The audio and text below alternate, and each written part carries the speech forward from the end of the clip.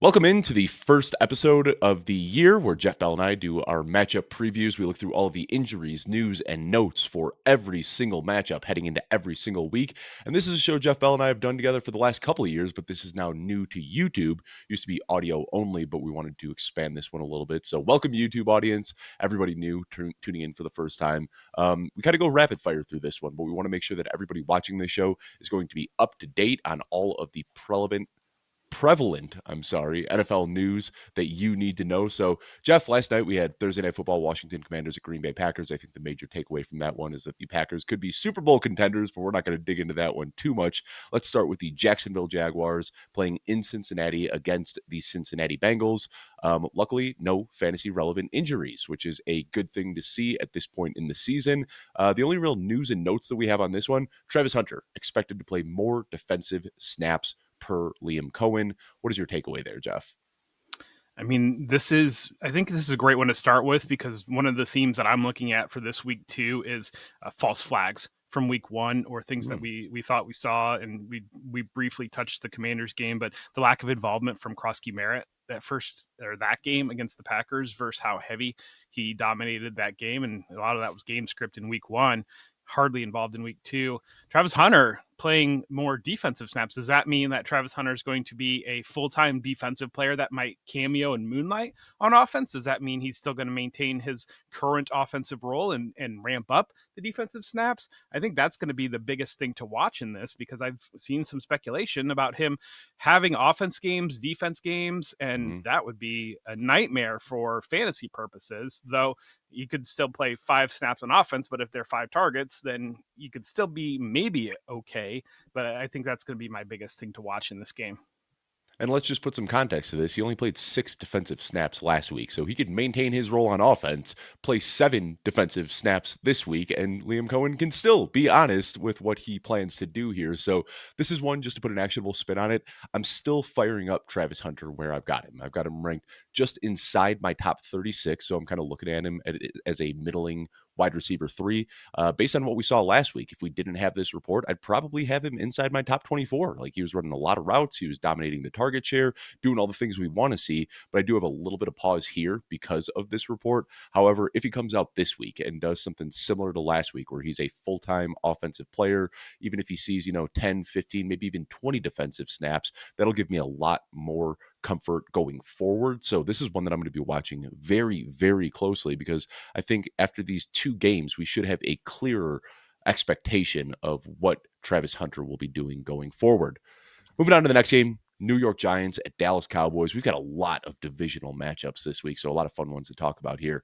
As far as injuries go, Wan'Dale Robinson didn't practice on Wednesday, limited on Thursday. So what we do, we'll talk about the practice participation. And typically, if we see somebody in this sort of route where they do not practice, limited on Thursday, Friday is the last day of practice reports. And if he can log another limited practice or go up to a full participation, that sort of trajectory usually tells us that a player is going to play. So we'll keep a close eye on that. Malik Neighbors, limited Wednesday, full participant Thursday. We expect him to play. Russell Wilson will remain the starter for week 2 per Brian Dable. And then Jaden Blue needs to work on his consistency per Brian Schottenheimer. There's already rumbles that he could be another inactive in week 2. So, Jeff, any major takeaways from the news and notes on this game? I think as long as Russell Wilson is the quarterback, Malik Neighbors is really the only Giant that I feel comfortable putting into my lineup. I mean, I want to be there on Tyrone Tracy. It looks like he should be the comfortable lead in the backfield, but Russell Wilson, from what we're seeing offensively in week 1, is just not going to allow anything to bloom and blossom. Dak Prescott, I believe it's 13 consecutive games he's won against the Giants. I mean, this should be a Cowboys win. It's going to be a tough spot here for the Giants. We could see that maybe a halftime switch to Jackson Dart. But I think that when on the Cowboys side, you're firing up all your pieces. You're playing Dak Prescott. You're playing Javonte Williams. You're playing, obviously, CeeDee Lamb. He had the drops, but he said he's getting back to basics and going to be ready to go this week. You're playing George Pickens. You're playing Jake Ferguson. But, I mean, from that Giants side, you mentioned Wan'Dale Robinson. If you're in a deep pinch, maybe. But I think Neighbors is the only one that I really feel any level of comfort in playing.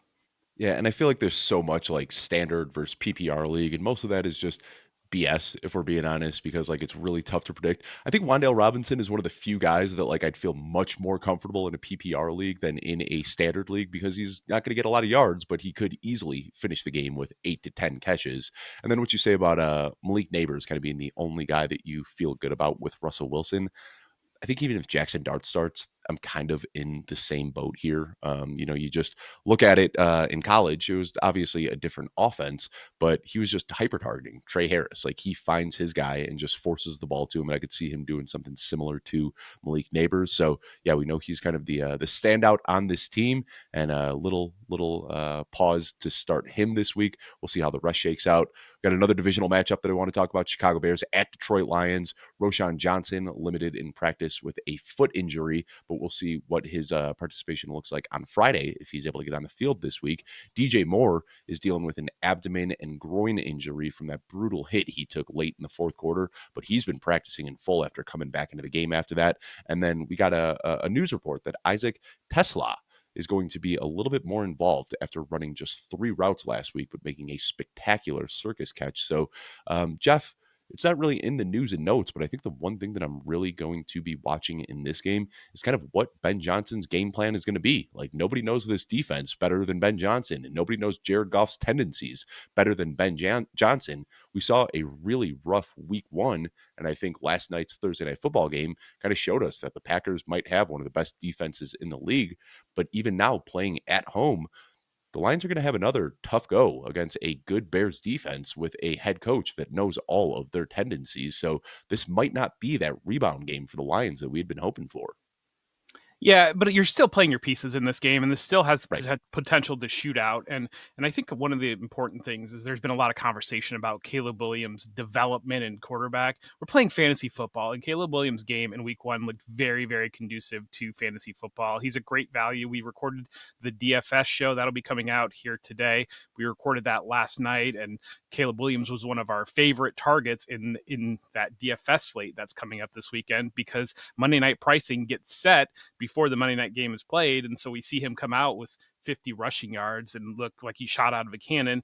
I think our guy, Olamide Zacchaeus probably is on the radar as a play here. I think Roma Dunze, we saw those 9 targets in that first game. You're playing all your pieces on both sides here because the potential is there to shoot out. And if this clicks for Ben Johnson, he's going to keep pouring it on. He's not going to, this is not going to be put him in the garage with the 3-point lead. You mentioned the Isaac Tesla to be more involved. He had 3. And real quick, before we get to Tesla, I do also want to say that like a lot of the Lions players seem to have a chip on their shoulder with how this Ben Johnson saga kind of turned out with him taking the job in the playoffs. So this could go both ways. Like, maybe I'm looking through this in navy and orange colored glasses saying that, the Ben Johnson's got all the answers, but this could also be like the Lions coming out super fired up, wanting to stick it to their old coach.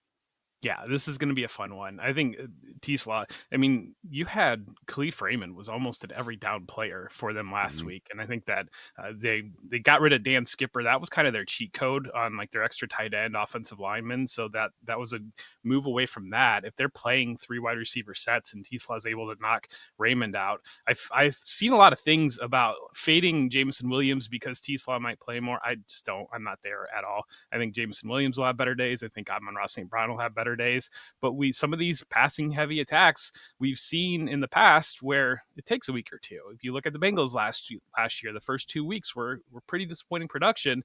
I still am there that the Lions will get it figured out and they'll get rolling. Los Angeles Rams at Tennessee Titans. Pretty quiet week as far as injuries and news go, which is good at this point in the season. The only real news we have, Devontae Adams didn't practice on Wednesday, but a full participant on Thursday. Again, I'm going to do a lot of like explaining what a lot of this stuff means to people who are tuning in for the first time this year. When you see a 30-plus-year-old player get a DNP, a do not practice on Wednesday, and then a full participation on Thursday, that is nothing of concern at all. We see this regularly. These veterans get this preferential treatment early in the week where while other teams' players are practicing, they're soaking in an ice bath and getting massages and recovering, and that doesn't constitute as a practice. So for anybody who woke up on Wednesday and saw that Devontae Adams wasn't panicking or wasn't practicing, absolutely no reason to panic there. Jeff, anything that you're going to be watching majorly in this game? From the Rams side, the target volume that is between Puka Nacua, Devontae Adams, and then really it's just a three-headed offense with Kyron Williams out of the backfield. And I mean, that's what we love to see for fantasy purposes, that just a highly, highly concentrated target attack here. The Rams have one of the best at it, making sure that their guys get the ball. On the Titans side, we saw all the targets and the snaps that Alec Aomanor played last year leak in his first game. I mean, Chico Okonkwo was a disappointment, I think, for many, but you got to recognize the defensive matchup that they saw last week against Denver. Okonkwo was out there. I think it was 88% snap share. I mean, he was very heavily involved. I expect that you'll get a better day out of the Titans passing attack. That said, I think the Rams are a really underrated defense. And if you're looking to stream defenses, I think that the Rams have a very strong defense. They've got a lot of young pieces in that defensive front that I do think is going to make it difficult. I mean, but you're still playing. Tony Pollard is a great play here. We know that he has all the volume out of the Titans backfield. And it goes back to the running back episode that we recorded earlier in the week, and make sure to check that one out. But just the bell cow usage that Kyron Williams and Tony Pollard, definitely two bell cow backs that if you got them on your roster, you're going to play them this week. And I'll also say Calvin Ridley, talked about him as one of my starts of the week. This is a good Rams defense, but I've seen so many people panic about Calvin Ridley after pulling Pat Surtain in week one, which is no easy task for anybody, especially a guy catching passes from a rookie quarterback getting his first NFL start. But Ridley, even with Surtain on him, still pulled a 32% target share. The Rams defense is good, but it's not going to shut him down the way that it did last week. I thought Cam Ward looked poised and comfortable in his NFL debut. I've got high expectations for this Titans team going forward. And while a lot of people are panicking on Calvin Ridley, I'm trying to be the voice of reason, just saying, hey, let's not panic. He is a talented pass catcher who pulled a lot of targets in week one, and that should carry over into week two. AFC East, New England Patriots at the Miami Dolphins. Kayshon Boutte is limited with a shoulder injury. Jalen Waddle is dealing with a shoulder injury as well, limited in practice. Jalen Wright didn't practice on Wednesday, limited on Thursday, dealing with a knee injury. And then Darren Waller still not practicing as he's coming back from this hip injury.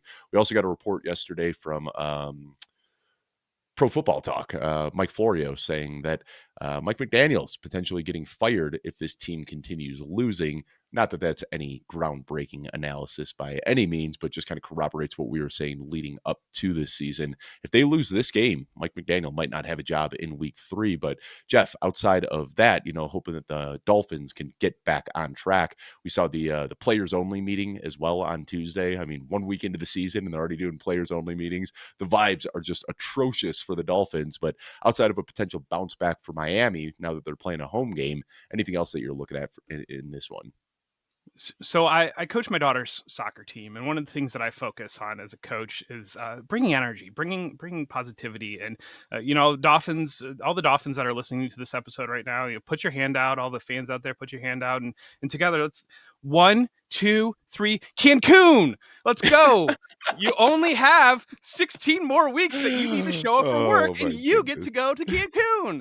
And you might mentally be there already, but only 16 more times you need to step out on that field. And the Patriots have to win this game. The Dolphins have handled the Patriots, especially in Miami, especially these early games. From what I saw, it's supposed to be overcast, rainy. It's not going to be, I don't believe it's going to be one of these sunny 95-degree days where somehow the Dolphins are playing a 65-degree game and the Patriots are playing a 125-degree game. Under a magnifying glass under the sun, just getting cooked on their sideline, right? I don't think that's coming. I mean, we want to see, it was disappointing to see Boutte end up on the injury list, given his big game that he had last week. I mean, this is a smash matchup for the Patriots side potentially here. But I feel like so often, especially going back to the DFS show, it seems like every single time you get a team in a smash matchup, it's disappointing. And so this is going to be an interesting one to see, just given the history of the Dolphins, given they need to get it together. They know they need to get it together. Do they want to get it together? But we'll see how this one comes out. Yeah, Alfredo Brown and I yesterday, we did our start-sit episode, and just by happenstance, we didn't plan this by any means. My sit of the week was Tyreek Hill. His sit of the week was Jalen Waddle. So for those who know, Alfredo Brown is a Dolphins fan, and we are both saying to just sit your Dolphins until we have reason not to. And just to put some context there, I don't know, Jeff, where you have Tyreek Hill ranked this week, but I'm looking at George Pickens, Roma Dunze, Marquise Brown, Calvin Ridley, Keenan Allen, Travis Hunter, Jacoby Myers, a lot of guys that I didn't expect to have ahead of Tyreek Hill in my week 2 rankings. But this is one where I saw enough in week 1 that I'm just kind of like, hey, we'll fire up Devin Achane because he's going to get those short little dink and dunk targets, but I'm okay just benching every other Miami Dolphin at this point. Well, I think I might have been just about the bottom of the barrel in the industry when it came to preseason ranking on Tyreek Same. Hill. So I Yeah. didn't see much of anything in week 1 to make me move off of that stance. And of course, this is the Dynasty channel, but we talk a little bit of redraft and DFS this time of year. This is one where a lot of people are saying, well, I drafted Tyreek Hill in round 3 and I drafted Keenan Allen in round 12. This is me telling you it's okay to make that switch in your lineup this week. Keenan Allen probably much of a discount than he should have been, and Tyreek Hill probably a little bit more expensive than he should have been. San Francisco 49ers at New Orleans Saints. Brock Purdy is already declared out. He's considered week to week, could miss some time with a variation of turf toe. Kind of weird wording that we saw in that report. George Kittle placed on IR. He's going to miss the next 4 to 6 weeks dealing with a hamstring injury. Juwan Jennings dealing with a shoulder injury has yet to practice this week. Christian McCaffrey got a rest day on Wednesday, but that's just one of those veteran days. We don't worry about that. He was back to a full participant on Thursday. Jordan James dealing with a finger injury is limited in practice. Mac Jones named the starter. So we've got a lot of 49ers news, but pretty quiet over on the Saints front as they are mostly healthy right now. So, Jeff, we're going to see Mac Jones getting the start, and Ricky Pearsall might be the only man standing who can catch passes in this offense. So what are we doing with this? Like I'm weirdly excited. Like it feels like this Kyle Shanahan, Mac Jones pairing has been like simmering since 2021. Now we finally get to see it. Are you excited about seeing Mac Jones in this offense? I think Shanahan might have a few tricks up his sleeve this week. I don't know if excited is the word, but my stack of the week this week is Mac Jones at a minimum price 4,000 on DraftKings, stacking him with Christian McCaffrey and with Ricky Pearsall, Yep. and going Yep. that way, loading into that passing game. We saw Mac Jones really make Brian Thomas Jr. a thing in the second half of last year. I think that Mac Jones, there's levels of backup quarterbacks, and we'll talk about that. There's the backup quarterback that's the train wreck that you can't play anybody with them, and then there's the backup quarterback that is Mac Jones, where you have some level of confidence of him being able to get the ball to his key players, and Pearsall should be one of the key players this week. Watching tight ends, it should be Jake Tonjes stepping up as the receiving tight end here with George Kittle out. That will be something to watch because we know how heavily involved George Kittle is in that offense, but at the same time, it's a little bit like the Eagles offense where like one of the pieces come out and you've got enough depth around there that the other ones just get more volume. Right now, the 49ers don't have that depth. Right. They're They don't missing have like a Brandon 4 Ayuk. of They their don't have a pieces. Juwan Jennings. They really are down to just Pearsall and Christian McCaffrey. You have Marcus Valdes-Scantling in a revenge spot going up against his back-to-back revenge games for him after he got cut by the Seahawks in week 1. And then now the Saints, we saw that breakout of the second half of last year going into there. And then really the passing volume on the Saints. Spencer Rattler surprised a lot, throwing 40-plus passes in week 1. Juwan Johnson being a thing, and then having the wide receivers that we know that they have there. Hopefully we see a little bit more passing volume for Alvin Kamara. I mean, this could be a fun one where it's in the dome and you have both of these offenses just good enough maybe to push the other one, and both of these defenses might not be good enough to stop the other offense. So I think that this is a low-key fun one under the radar to see how this all plays out. And it's something that hasn't been said by a bunch of people already, but I do see a lot of pause on Ricky Pearsall. They're like, oh, without, Brock Purdy, what do we do here? I'm still firing up Ricky Pearsall with confidence. What we saw last year over the final month and a half of the season, Brian Thomas Jr. was pulling 11 and a half targets per game. And if you look at Ricky Pearsall's week 1 usage, it was very similar to what we saw from Brian Thomas Jr. These vertical routes and these in-breaking crossers. And Mac Jones, I think he's kind of at this point where expectations were so high with the Patriots that he was playing tight and he wasn't really playing the way that you'd want to see a quarterback play. And then last year we saw in the second half with Jacksonville, he had this weird kind of swagger and looseness, and he was just letting it rip. And hopefully that'll bleed over into this season. So yeah, I think you hit the ball on the head. This could low-key be kind of a fun matchup. I'll be watching this one closely here. And I want to mention Tongas as well. Tongas, I don't know. theme of this show is mispronouncing player names, but George Kittle is out. We'll get to Dallas Goedert in a little bit, but he hasn't been practicing. Brock Powers also the DNP. So a lot of guys that are surefire starters in fantasy are missing this week. And if you didn't get Harold Fannin or if you didn't get Juwan Johnson, Tongus, somebody please help me in the comments. He does make for a decent deep flyer in your deep leagues. Buffalo Bills at New York Jets. We've got all the AFC East teams playing against each other this week. Keon Coleman is dealing with a groin injury, but practicing in full, so we've got no concerns there. James Cook popped up on the injury report with a limited practice on Wednesday, but back to a full participation on Thursday, and he said he'll be ready to play. And then Dawson Knox dealing with a hip injury that has him limited. The Jets are otherwise healthy. Jeff, I think the main thing I'm going to be watching here, again, like week one, we saw an amazing Jets offense, like just running the ball through a good Steelers defense with ease. Justin Fields getting through his progression, making some good throws. I mean, I want to see if this is real or not. And they've got a much harder challenge this week going up against the Bills. I think that's what I'm most excited to see. Yeah, we got the optimum fantasy outcome from the Jets offense in week one, and we saw the volume of targets that Garrett Wilson got from Justin Fields. We saw Justin Fields' rushing ability, and we saw Breece Hall stepping in as the lead bell cow back there for the Jets. That's what we want to see. We want to see the offense flow through those three. I think I said earlier in the offseason that anytime that they design a play that doesn't go to one of those three players, there should be a war tribune that comes in and questions the decision-making there, because the fall off to everybody else on the roster is that severe. The Bills, I mean, they got shredded by the Ravens. I mean, everybody's going to get shredded by the Ravens, Yeah. but their Still pulled out the safeties W. are.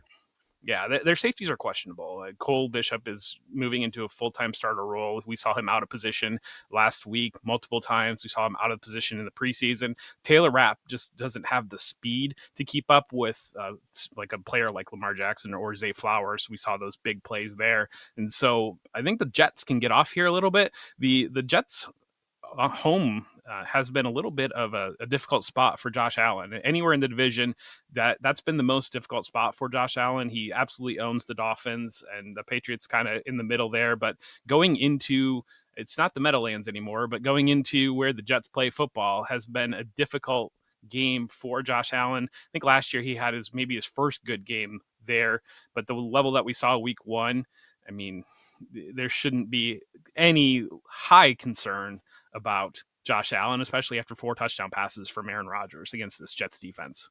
Isn't it weird how sometimes these divisional matchups just like really like some players, some teams just have another team's number. We were talking about this yesterday with Alfredo Brown that like even the Lions, when they were bad, like bad Lions, I'm talking like early 2010s, they had a 2-year stretch where they went 9-1 against the Bears. And then like the Miami Dolphins, like even when they weren't a good team, it seemed like they just had the Patriots number, and like the Patriots would just be like steamrolling every team in the NFL until they'd get to Miami. And it seems like that has been the Jets when they play against the Bills. Like they always just play some of their best football. So yeah, we think like on paper, the Bills are a very good team and the Jets still have a lot of question marks, but this could be one that ends up getting flipped.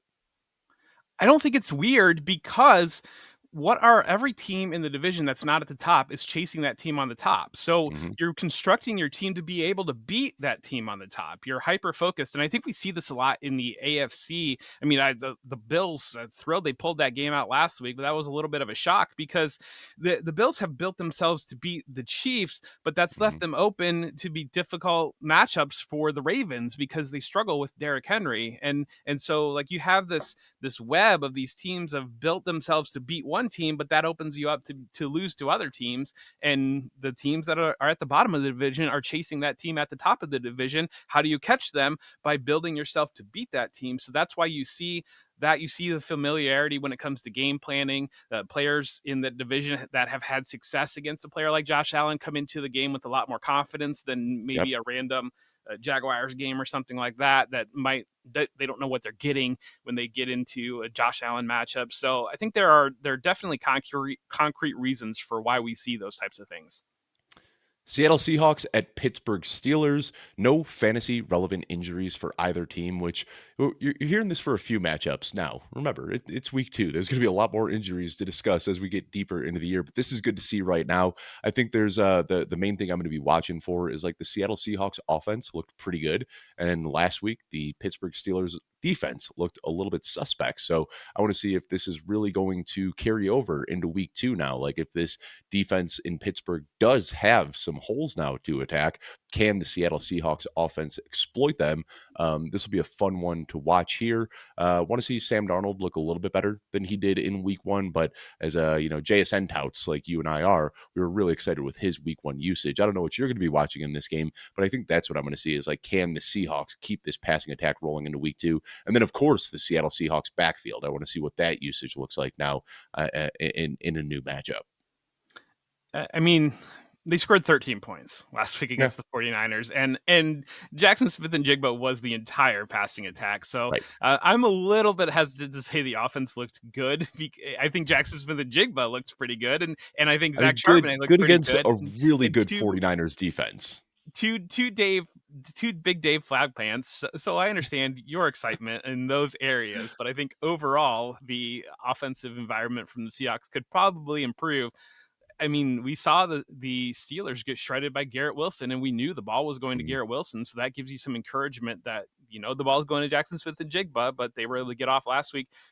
The biggest thing I'm watching is on the other side, where Aaron Rodgers' next touchdown pass will tie Brett Favre on the all-time career passing touchdown list.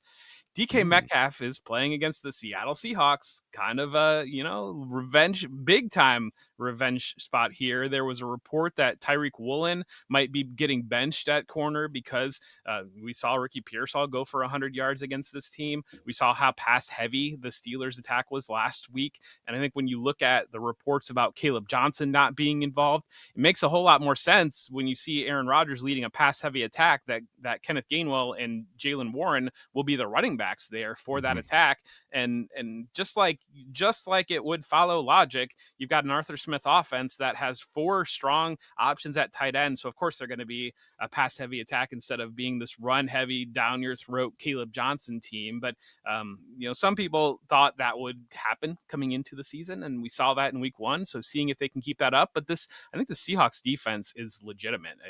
It was a very good defense last year. I think it's really under the radar when it comes to fantasy purposes. It's sitting out there in waivers in some areas, and this is a very good defense. It's year 2 for Mike McDonald's scheme, and I think that there's going to be a lot of different blitzes that they're going to be bringing. I see this popping up on streaming shows when it comes to defenses, and this is the type of defense I think should just be flat out owned in most all leagues. Yeah, and the last thing I want to say too, we touched on it in yesterday's episode about risers and fallers, but the Steelers, one of 2 teams in week 1 that deployed base 12 personnel on over 50% of their snaps. So we'll watch if that carries over, something that us nerds are getting a little bit excited about, seeing a swing in NFL-based personnels. Cleveland Browns at Baltimore Ravens. This is going to close out the early slate of games here. Quinshon Judkins back at practice. Didn't practice on Wednesday, but a full participant on Thursday. They're saying that he has a chance to play. We can't even really speculate on this until we see what he's able to do on Friday, but another full practice, and we might see him activated. That being said, Jeff, let's get through the rest of the story real quick, and then we can go back to this. Isaiah Likely still not practicing with his foot injury, and then Lamar Jackson won't be punished for his interaction with the fan.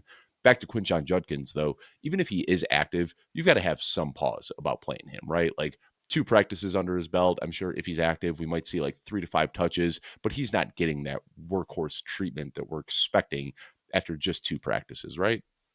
No, I mean, this is a break class in case of emergency type of Right. play here. If you were to play Judkins, I mean, that would be, I just don't have any other options. He's my running back 2, and I'm going to play him there. I mean, game script could be out of favor here. You could have a Browns offense led by Joe Flacco, his first game in Baltimore, and revenge spot. But I think this is a pass heavy attack anyway from Cleveland, given that they will likely be chasing, and Derrick Henry, safety Grant Delpit pulpit made a little bit of noise by saying Oh that yeah. Derrick Henry is easy to tackle, and you've got a Ravens team that didn't finish last week, and they probably are not happy about not finishing that game against Buffalo. I think that my biggest thing I'm going to be watching out of this, that just the target approach that the Browns take with getting Harold Fannin involved, getting, saw Cedric Tillman outplay Jerry Jeudy last week. I think that I had the expectation that Jerry Jeudy would be a heavy volume leader for this Browns offense, and they didn't look anything like that in week one.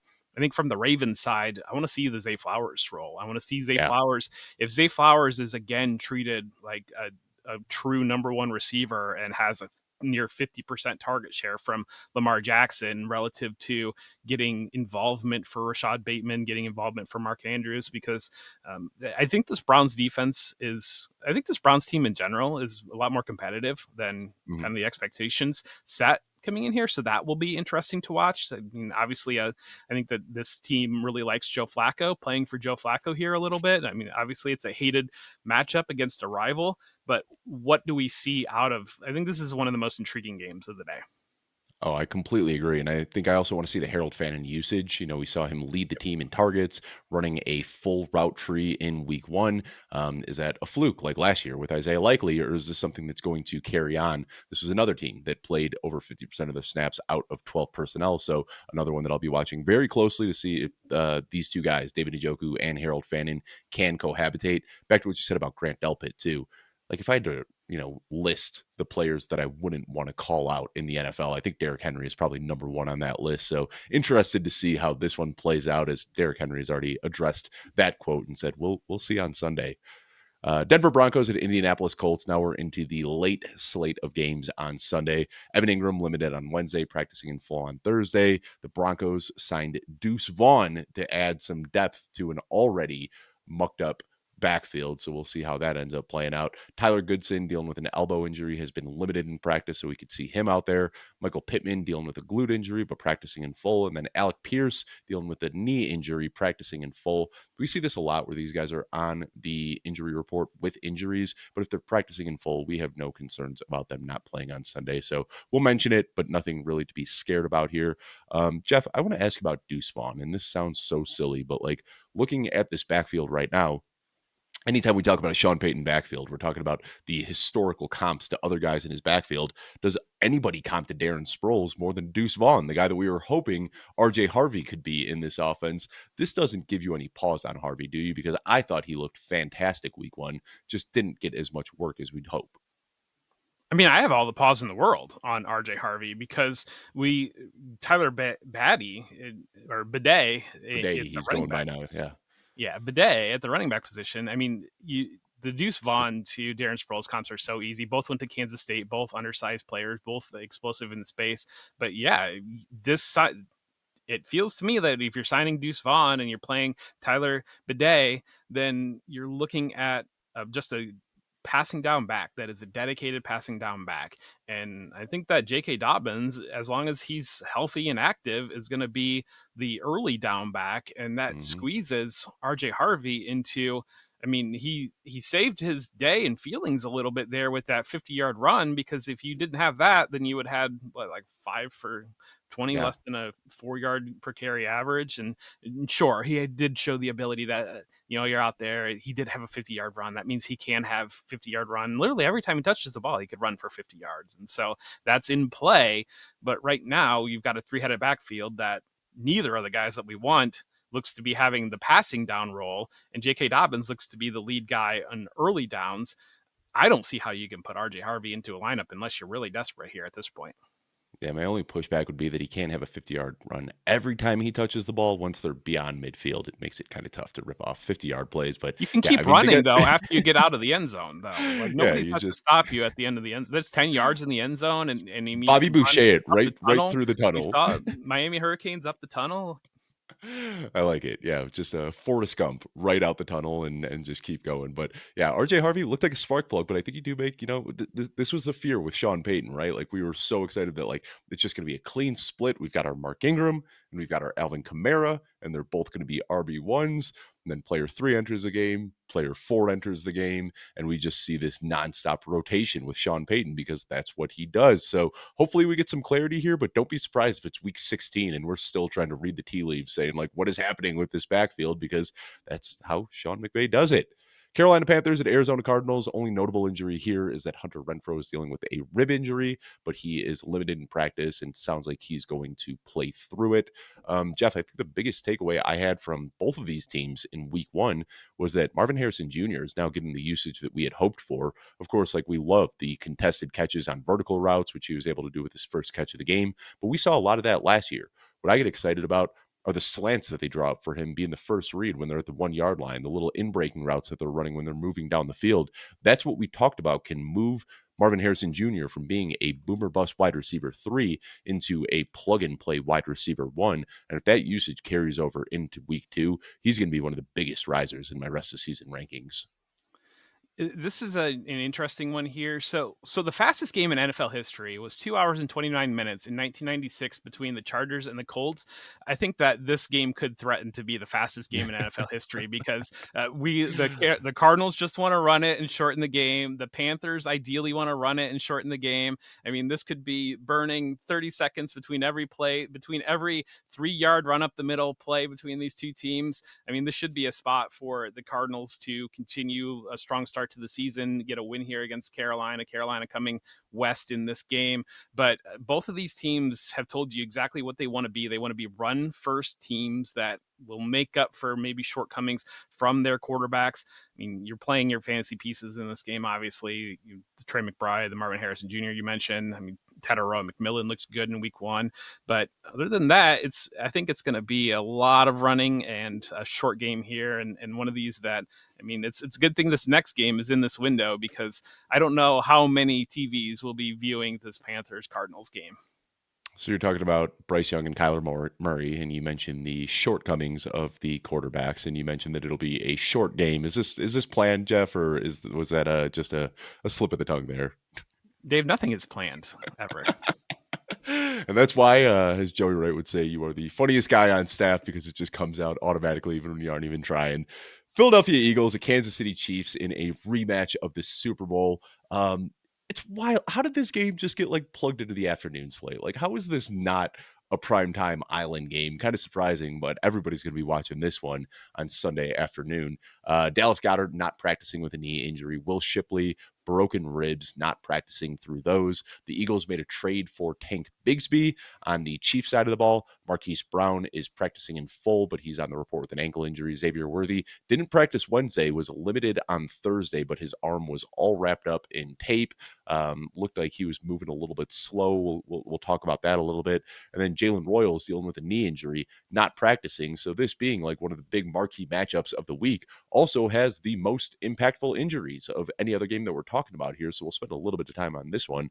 But Jeff, if Dallas Goedert can't go, AJ Brown looked like he may have still been limited with an injury last week.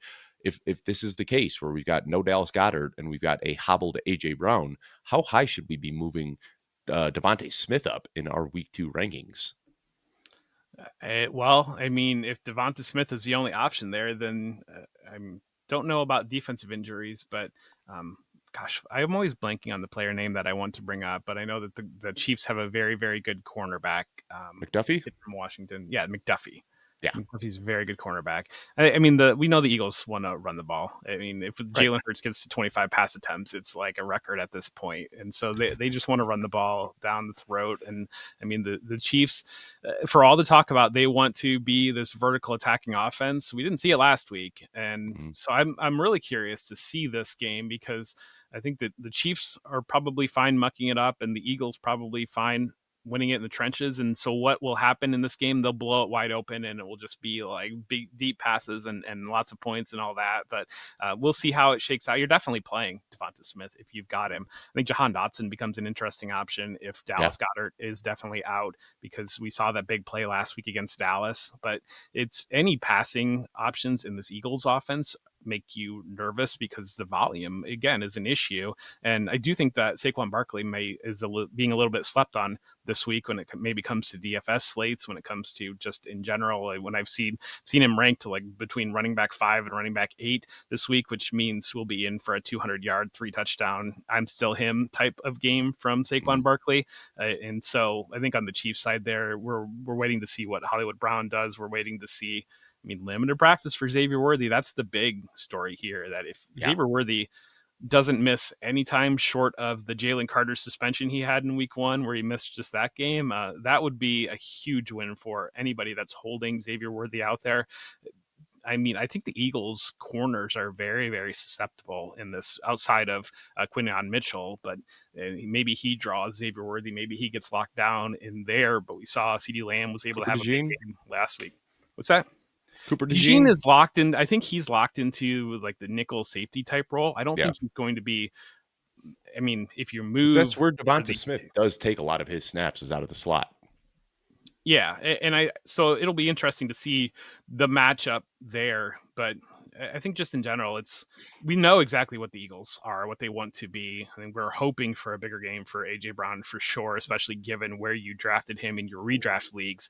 But in this one, it's going to be the known pieces, I would imagine. So let me just ask you a question, and you don't have to answer this if you don't have a strong read on it, but who do you think leads the Chiefs in targets this week? Juju Smith-Schuster, Marquise Brown, Tyquan Thornton, or maybe Travis Kelce? How do you kind of expect this game to play out? If Xavier Worthy is active, I think he will lead the Chiefs in targets. If Xavier Worthy is not, under the assumption that Xavier Worthy isn't playing, yeah. Comfortably, Marquise Brown, I would expect Hollywood Brown, I would expect to lead in targets. I think that Travis Kelce should see more targets than last week. Like a Juju Smith-Schuster, I feel like you're asking for 3 catches for 25 yards to even think about playing him. Tyquan Thornton, I think you're asking for 1 catch for 35 yards to think about playing him. Maybe we see Isaiah Pacheco a little bit more involved. Maybe we see some Brashard Smith out of the backfield in the passing game with a week of planning now in place, with planning around maybe not having Xavier Worthy. Because I do think that last week in that game, seeing how that played out with Hollywood Brown, Xavier Worthy was probably headed for about 15 targets or 15 touches within that game. That seemed like that was the entire game plan there. Once he was out of there, they were just trying to figure out something in the moment. So am I a sucker for going back to the well with Travis Kelce? I've got him ranked as my tight end for this week. I think last week, we've seen historically, like, Derwin James gives Travis Kelce hell. Like, that is one of his toughest matchups that he's got to deal with twice every single year. And I almost wonder if they just said, like, hey, let's just not even try. Let's just like let him kind of pull the gravity of Derwin James and focus on attacking this weak linebacking core. And now when I see the Eagles defense, which has really strong corners, I wonder if now they say, hey, let's go across the middle of the field to Travis Kelce, where they are a little bit more susceptible. So I think Travis Kelce is going to be the target leader in this matchup. I think now with a week to kind of regroup, if they aren't expecting Worthy to be out there, I think Kelce is the guy that can really gouge this Eagles defense. You would think they'd have to go some direction, and we should see a better week. Deion Henley too, I think, deserves mention, that middle linebacker, for his coverage of Travis Kelce. The Chargers have a lot of underrated blue chip guys. Let's move on to Sunday Night Football. Atlanta Falcons at Minnesota Vikings, and I just kind of said, tongue in cheek, like, why isn't this Super Bowl matchup, like a rematch? Why isn't this one of the primetime games? And then we have to watch the Falcons and Vikings, and which could be a fun game, but you weigh the gravity of both of these games. I'd much prefer the Eagles and Chiefs Bean Island game. There's like the networks, Fox and CBS, get certain protected games. And right. I don't exactly know how the hierarchy works, but I would have to imagine the Super Bowl rematch, that was probably pretty high on the list of games that those networks said, you're not taking this game from us. Right. So the Atlanta Falcons playing in Minnesota against the Vikings. Drake London limited with a shoulder injury, but sounds like he is going to play through it. Darnell Mooney is limited with a shoulder injury as well. Probably sounds a little bit less likely that he'll be out there, but we'll see what he's able to do today on Friday in practice. Casey Washington is in concussion protocol, has yet to practice yet, which means that he probably won't be playing. That's another one. This is the first concussion we've talked about today, but what we need to see is a limited participation followed by a full participation to get on the field. And typically if we see a guy DNP, did not practice on Wednesday and Thursday, very, very, very slim chance that he'll be on the field on Sunday. So, Jeff, that was a guy that you kind of had a good preseason read on and was heavily involved, but might not be out there. So, we'll talk about that in a minute. But JJ McCarthy, not at Wednesday's practice, but back at practice on Thursday. Just a personal reason to miss, so no concern there. And then Ty Chandler, dealing with a knee injury, placed on IR. He was really only playing special teams behind Aaron Jones and Jordan Mason, so nothing super impactful there. But I think the story this week is the Atlanta Falcons super banged up. Drake London, Darnell Mooney, Casey Washington, all dealing with some sort of ailment here. So Kyle Pitts and Ray McLeod look very appetizing in DFS. And, for these kind of desperation flex plays, is that kind of where your head is at, Jeff? Yeah, depending on what we see with London, I think if London makes the lineup, that we could see 15 targets go London's direction. I mean, Pitts did look strong last week, but a lot of that came in scramble drill after London was out of the game. So Only had one whether or target in not, the first half. yeah, so whether or not that's something that they grow off of, I think that the most interesting thing for this Falcons offense, one, just how good Michael Penix looked last week. I mean, it was the loss, but he drove them down the field twice in the fourth quarter, once to get that touchdown to pull ahead, and the second time to get into field goal position that for a kick that was ultimately missed. But he looked great coming into week one in his second year here. And we know what that Brian Flores defense can do. So this will be a really interesting test for Penix there, but also the way they moved Bijan Robinson around formation, getting him involved in the passing game, lining him up out wide, bringing him in on slant on that, and then turning around the next play, running him on a wheel route that ended up being a 50-yard touchdown. I think that there's a lot of creative usage for Robinson here. And if they are that limited at wide receiver, I wonder if we won't see more two running back packages, with Algier kind of being the main high back and then having Robinson being moved around formation and just utilized in the passing game in different ways to make up for this lack of options. Because outside of Kyle Pitts, they don't have another receiving tight end on this roster. Right. They've got Kyle Pitts is it. And then if you're down potentially 3 wide receivers, I mean, Kadarius Hodge will probably be out there on the field. I mean, if you want to make a deep anytime touchdown play, maybe a Kadarius Hodge might be on that card. But we're really hoping that we get London here. And Mooney's been an interesting one too, because we just haven't seen clarity on this injury. There's just been a lot of uncertainty around this shoulder injury, and whether I don't know that I've seen anything definitive about what the injury actually ended up being. Again, just Sprain is what they called it, right? Okay. Well, it's missing a lot of time for a shoulder sprain, I feel like, but I'm not a doctor. So, because it was the very first day of camp that he was hurt, and he has missed everything since then. But on this Vikings options, I don't want to go to a sore spot here, Dave, but at the same time, this Vikings offense looked a whole lot different in the fourth quarter than it did for the previous 3 quarters. And so I think that's going to be the biggest thing to watch here. How are they able to build on that fourth quarter success? Do they get back to McCarthy having the 250 to 300-yard days, the Sam Darnold type production that they saw last year, the Kirk Cousins type production? Can they get there? I mean, you got to mention Kirk Cousins in this matchup. There was a lot more emotion in this matchup last year when Kirk Cousins was coming into this. Now he'll be on the sideline watching. But I think McCarthy, if they can take off with that offense and get Justin Jefferson up to the volume that we're hoping for, and involve TJ Hawkinson and involve these running backs that they have with Aaron Jones, with Jordan Mason, that'll be the most interesting thing to watch from the Viking side. And I think that takeaway from week one is just like Kevin O'Connell, one of the best coaches in the NFL. Like we saw JJ McCarthy struggling. Like I saw people so quick to fire off that JJ McCarthy's a bus takes, 12 minutes into his first ever NFL game. And then Kevin O'Connell comes out in the tunnel with some second half adjustments. And then all of a sudden, JJ McCarthy looks like a superstar. And we've got, I told you JJ McCarthy was going to be great. And how quick we are to just abandon our priors as soon as football hits our television. We got a Monday Night Football doubleheader here. Tampa Bay Buccaneers and Houston playing against the Texans. Chris Godwin dealing with an ankle injury, back at practice in a limited fashion. Christian Kirk dealing with a hamstring injury, still not practicing. And these ones, when we talk about the Monday Night Football games, are a little bit different because we only get 1 practice as opposed to 2, so we don't have quite as much information here. I see a lot of people shocked that Chris Godwin is back at practice, but we kind of expected this, Jeff. Like, that's why they didn't put him on IR, because they wanted him practicing. They still talk about looking at him for a week 4 to 6 return. So I have almost no expectation of seeing Chris Godwin play this week, but we'll see him practice this week. We'll probably see him practice the next couple of weeks and then hope that he can get back on the field week 4, week 5, week 6, sometime around there. This is interesting to see. We know the Texans lost last week to the Rams. This is a tough matchup for them here in week 2. And if the Jaguars were able to pull a shocker, beat the Bengals, I don't even know if that would be considered a shocker given the Yeah. Bengals' ability to lose football games.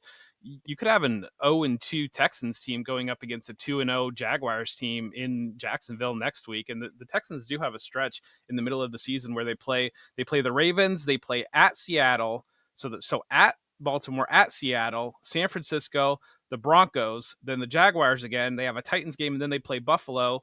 Then they have the Colts, and then they play at Kansas City. So for all the almost near guarantee of the Texans winning this division, this could be, if they drop this one, this is almost a must-win territory here. And the Buccaneers were able to squeak out a win last week against the Falcons. That gives them a leg up in that division. But it'll be interesting to see. This is a good matchup here at the 7:00 slot for two teams that were playoff teams last year, were expected to be playoff teams this year, but it could lean more on the defensive side. Again, early in the season, this is what we've seen from, I think the unders went 14-2 last week or something Yep. like that. I know it was a very good record for unders, and Just this very common early in the season. Yeah, the yeah, defenses are without usually ahead Tristan of the Wirfs in this offenses. lineup, and I think the biggest thing here, we just want to see Nico Collins do what Mhm. the expectation was with him. That was maybe one of the more under the radar disappointments from week 1. Maybe not even under the radar disappointments from week 1, but Collins, a first round pick in many redraft leagues. We want to see a big game from Nico Collins in a primetime spot. We also saw Bucky Irving really dominated touches Yeah. in week 1, but was very inefficient with them. So that was a really tough matchup that they had in week 1. But I am interested to see now in week 2 if they just go right back to the well, kind of leaning on Bucky Irving as this workhorse, or if we see a dash of Rashad White and Sean Tucker in there to alleviate some of that. So lots of things to watch in week 2 as we start trying to take all the data points from week 1 and then carry them over into week 2 and see what looks like a trend and what looks like a fluke, and then more in week 3 and more in week 4. And this is why we love what we do, Jeff. It's a fun little puzzle that we get to get put together throughout the course of the season. Last game of the week, Los Angeles Chargers going up against the Las Vegas Raiders. Brock Bowers did not practice yesterday, so panic ensued, of course, as he's dealing with that knee injury. I don't know what this knee injury is. You know, we saw a lot of overreactions on Twitter, like immediately saying an ACL. If it was an ACL, we'd have known by now. I don't think that's what it was.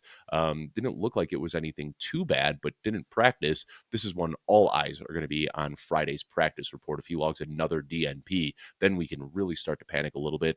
And this is tough because with the Monday night matchup, this is the last game of the week, like the second Monday night matchup of the week. If Brock Bowers isn't practicing, people are going to have to make that decision well before Monday night, whether they're going to be able to play him or if they have to pivot to somebody else. So we've talked about Harold Fannin and Juwan Johnson and Chigakonkwo and Jake Tongas and all of these guys that are popping up as viable tight ends on the waiver wire. I think most people would prefer to have Brock Bowers in that spot, even if he's limited in this matchup.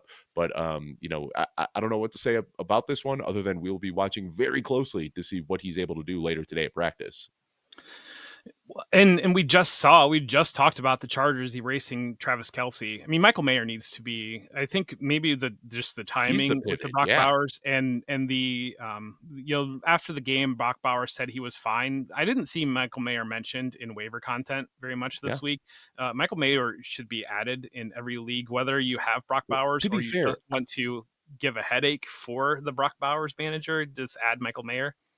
yeah, what I want to say, to be fair, like I don't think anybody expected Bowers to be did not practice because he said it was fine, said it was nothing serious. It was one of those just like it happened so quickly, and then he seemed like he was fine. Nobody gave any thought, and then with them practicing late in the week as well, I think it surprised everybody when he was a DNP yesterday. So yeah, I went to my waiver wire in a few leagues and just picked up Michael Mayer immediately, and yeah, missed the waiver wire discussion on Monday and Tuesday. But now, like, it's very rare that you can find a guy like this on waivers on a Friday. Yeah, he should absolutely be picked up in most leagues. Yeah, and if you got beat to the wire on Michael Mayer, check and make sure if Dalton Schultz is available Yeah. because the Texans only kept two tight ends on their 53-man roster. It was Cade Stover and Dalton Schultz, and Cade Stover has been put on IR. So that gives you, I think, a really a high quality out that you can at least wait until Monday's reports and see. You don't have to shove a Jawan Johnson or something you don't feel great about into this. You can, if you have Dalton Schultz, you can play that one out. I mean, if Bowers is out of the lineup, I would play Mayer in this spot because we saw him have a pretty good week last week. And for all the Yeah. talk about the Browns, that their two-headed tight end rotation, I have a lot of Twitter replies that I made a historic comparison to Yeah. Rob Gronkowski and Aaron Hernandez for this Browns tight end room, and a lot of people wanted to make sure that I knew the Raiders options are even better than the Browns options. But I know that I mentioned this offseason, the contingent upside of Michael Mayer.